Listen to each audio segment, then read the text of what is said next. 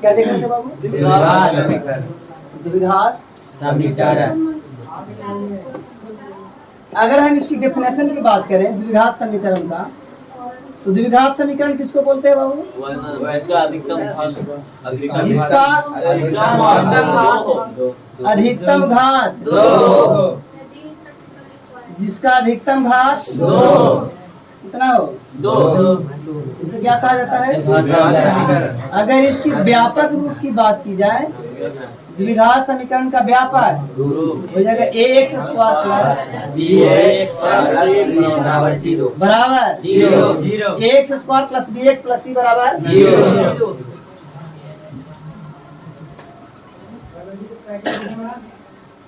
चलिए बाबू, यहाँ जहाँ ये कहा गया आपको a नॉट इक्वल टू 0, मतलब a बराबर 0 नहीं रहेगा। अगर a 0 रहेगा तो फिर ये सिस्टम खत्म हो जाएगा, फिर द्विघात नहीं बचेगा। इसके बाद कल हम लोग बात किए थे विवेचक के ऊपर। इसके ऊपर विवेचक का एक और नाम it's denoted by formula d is equal to. यहाँ तक दिक्कत नहीं सर? किसी को दिक्कत नहीं सर? आखिर हम विवेचक निकाले ही क्यों? क्या मतलब है विवेचक निकालने का? तो इस बाबू इसके मूल की द्विघात समीकरण के मूल कहिए या हल कहिए या द्विघात समीकरण का मूल कहिए, हल कहिए, शून्य कहिए, चर का मान भी कह सकते हैं इसको, चर का मान। द्विघात समीकरण के मूल कहिए या हल या शून्य के चर का मान का प्रकृति बता सकते हैं। क्या बता सकते हैं बाबू? किसी द्विघात बहुपद के विवेचक का इस्तेमाल हम क्या निकालने में करेंगे? प्रकृति बताने में। क्या बताने में? प्रकृति बोले तो नेचर, प्रकृति बोले तो नेचर बताने में। किसकी नेचर? द्विघात। किसी द्विघात समीकरण का मूल कैसा होगा, उसका हल कैसा होगा, उसके हल का नेचर कैसा होगा, ये नेचर पता लगाने में हम लोग इस्तेमाल करेंगे विवेचक का। इसका इस्तेमाल करेंगे कैसे? अगर आपसे पूछा जाए बाबू, क्वेश्चन रहेगा यहाँ पर 3x स्क्वायर प्लस 11x प्लस 6 is equal to 0, 6 is equal to 0। इसका सॉल्यूशन करके आंसर ला सकते हैं, आंसर लाया जा सकता है और आंसर ला करके ये बताया जा सकता है कि इसका जो आंसर है वो वास्तविक है या अच्छा वास्तविक है तो दोनों बराबर है या कैसा इसका आंसर आएगा, कैसा इसका मूल आएगा, कैसा इसका हल आएगा, ये नेचर, ये प्रकृति बता सकते हैं हम बिना हल किए हुए। इसको बिना हल किए हुए भी इसका आंसर कैसे आएगा, सॉरी कैसा आएगा, ये पता लगाया जा सकता है। और इसका लॉजिक क्या है? विवेचन। लॉजिक क्या है बाबू? विवेचन। बाबू यहाँ ए का वैल्यू बताना जरा तुम लोग, बी का वैल्यू, सी का वैल्यू, यहाँ तक किसी को दिक्कत नहीं? बाबू जरा ध्यान से देखना एक बार। तो हमें निकालना है डी। क्या निकालना है? Formula B square minus B का वैल्यू बताना है 11 का स्क्वायर माइनस 4 इंटू ए का वैल्यू इंटू सी का वैल्यू, फर्क बढ़ाना 11 का स्क्वायर 1 2 1 माइनस 76 18 के यहाँ तक किसी को दिक्कत नहीं सर? किसी को दिक्कत? बाबू 11 में से 2 गया, ये कितना बचा? 10 10 में 7 गया, किसी को दिक्कत? किसी को दिक्कत? घटे कितना जाएगा? 39। कितना जाएगा? 40। ये रहेगा, एक मिला लीजिए 9 11 के खांसी ले 7 10 11 एक बार गड़बड़ है काजी, गड़बड़ है 4 कितना चाहिए? 50। ये विवेचक आया या इसका आंसर आया? इसका इस इस द्विघात समीकरण के हल नहीं है ये, मूल नहीं है ये, शून्यक नहीं है ये, बस ये विवेचक है। क्या निकाला गया? विवेचक। अब ये विवेचक हल निकाल रहे हैं बाबू। आइए विवेचक से हम कैसे प्रकृति बताएंगे सब देखिए बाबू। द्विघात समीकरण की प्रकृति कितने प्रकार की होती है? पहला, या तो द्विघात समीकरण की प्रकृति होगा, नहीं दिख रहा है, नहीं दिख रहा बाबू, द्विघात समीकरण की प्रकृति नहीं दिख रहा है, या देखिए। आइए हम लोग देखते हैं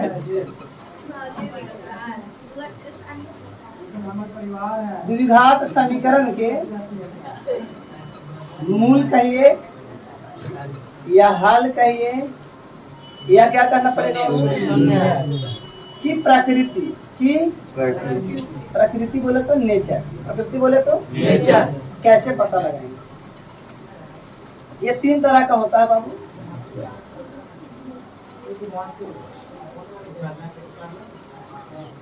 ध्यान दीजिए बोर्ड पर।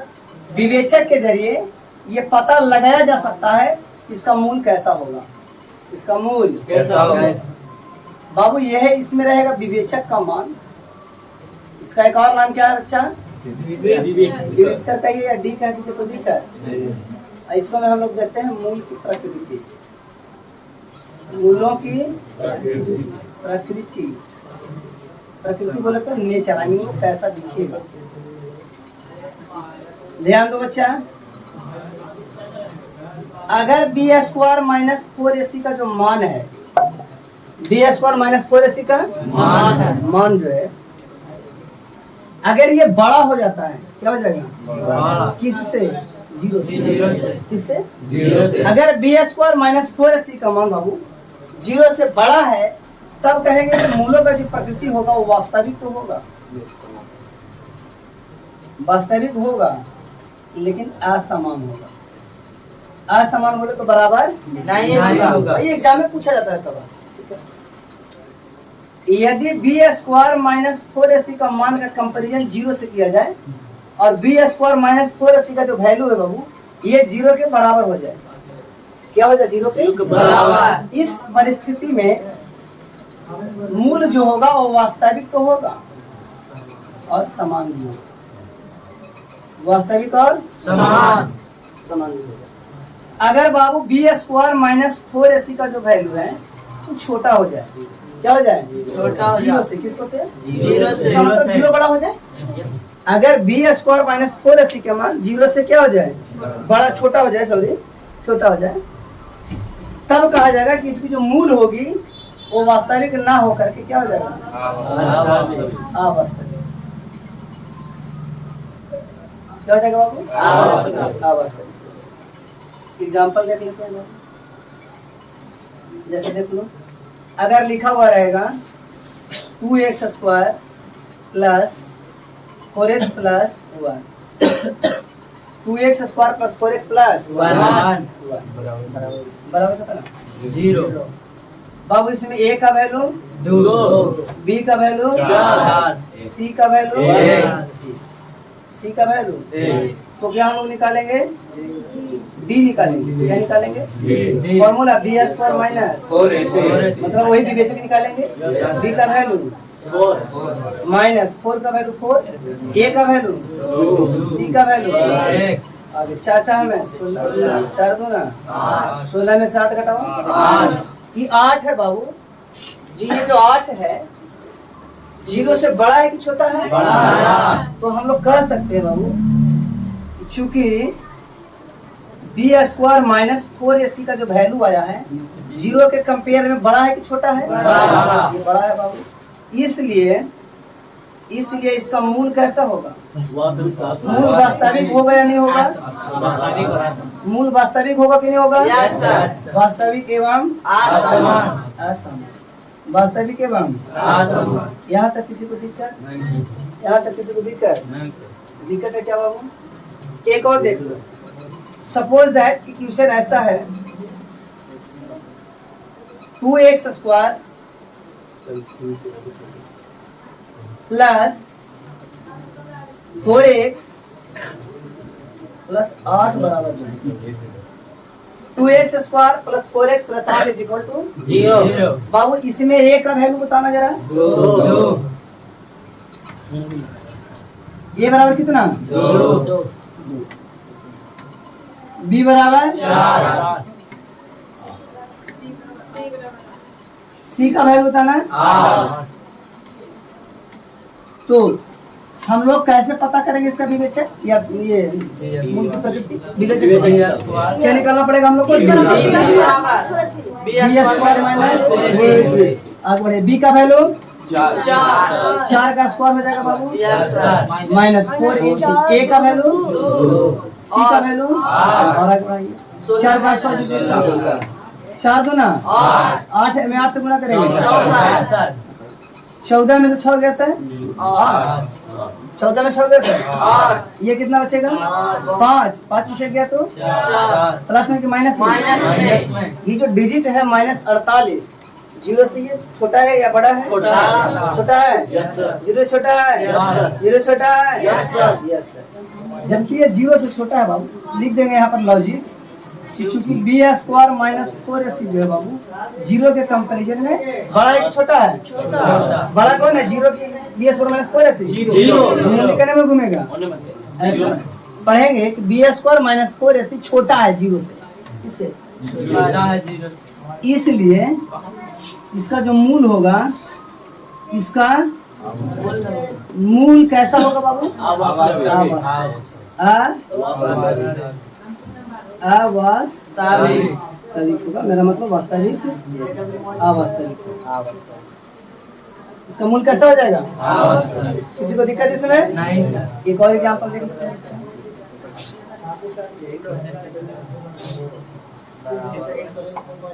2x square plus 4x plus 2 is equal to 0।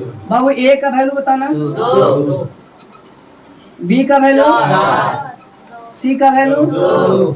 लड़कों को समझ आ रहा है? Yes sir. बिना दिमाग वाला को समझ में आना चाहिए।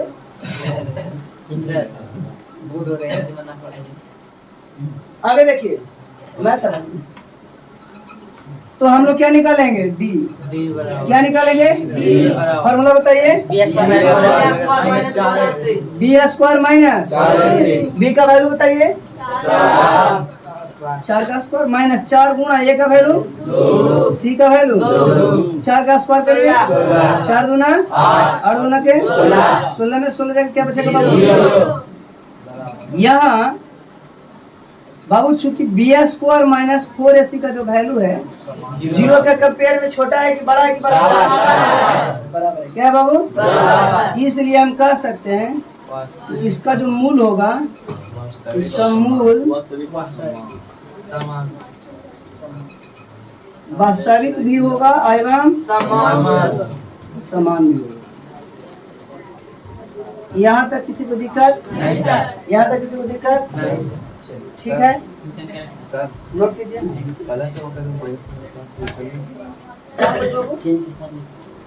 यहाँ ले सकते हैं हमारी मर्जी। दोनों पहला से लिया है ये बता रहे हैं यार। ये ट्यूशन में छेड़छाड़ नहीं कर सकते हैं। ट्यूशन जैसे बुक में क्वेश्चन है माइनस दे दिया, ये सवाल सही थोड़ी है कि माइनस काहे दे दिया? जैसे आप माइनस बता रहे हैं हो सकता है माइनस बता दें या माइनस भी हो सकता है। मेंशन नोट बहुत देख रहे हैं। अगर बाय द वे इनका कहना है कि सर यहाँ माइनस होता तो माइनस होता तो देख लो कोई दिक्कत नहीं है। मान के चलते हैं कि आपको समझ में नहीं आए, ये आपको समझ में हटा दो। बहुत सवाल है 9x square minus 6x 9x square minus 6x plus 1 कितना ले लेंगे? 1 बराबर 0 बराबर कितना? 0। इसमें a का वैल्यू 9 b का वैल्यू -6 c का वैल्यू 1 ले लेंगे।